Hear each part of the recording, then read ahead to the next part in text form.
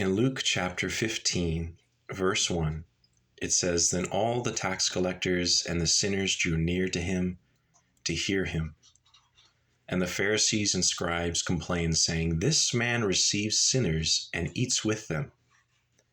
So he spoke this parable to them, saying, 'What man of you, having 100 sheep, if he loses one of them, does not leave the 99 in the wilderness and go after the one which is lost until he finds it?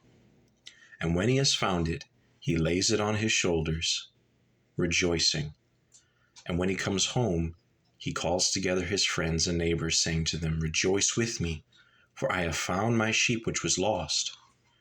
I say to you that likewise there will be more joy in heaven over one sinner who repents than over 99 just persons who need no repentance.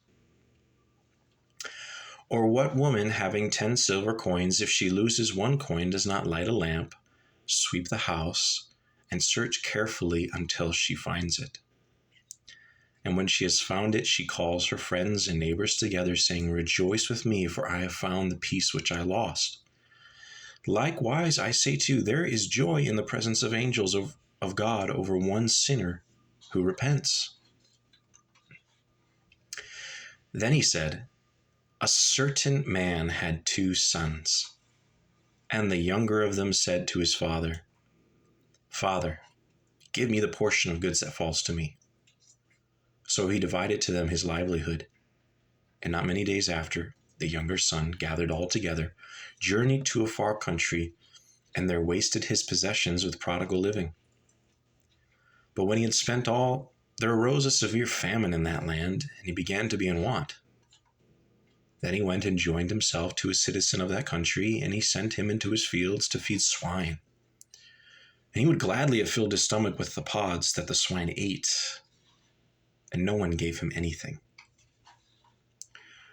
But when he came to himself, he said, 'How many of my father's hired servants have bread enough and to spare, and I perish with hunger?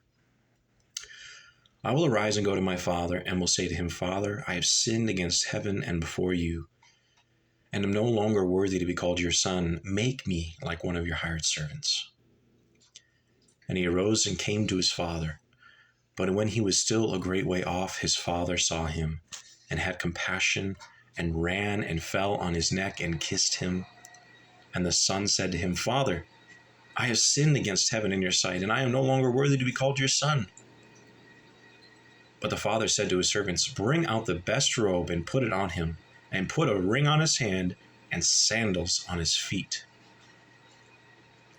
And bring the fatted calf here and kill it, and let us eat and be merry. For this my son was dead and is alive again. He was lost and is found. And they began to be merry.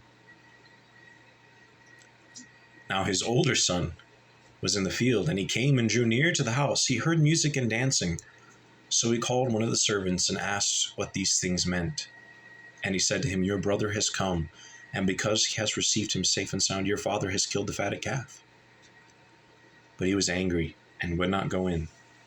Therefore his father came out and pleaded with him. So he answered and said to his father, Lo, these many years I have been serving you. I never transgressed your commandment at any time, and yet you never gave me a young goat that I might make merry with my friends. But as soon as this son of yours came, who has devoured your livelihood with harlots, you killed the fatted calf for him.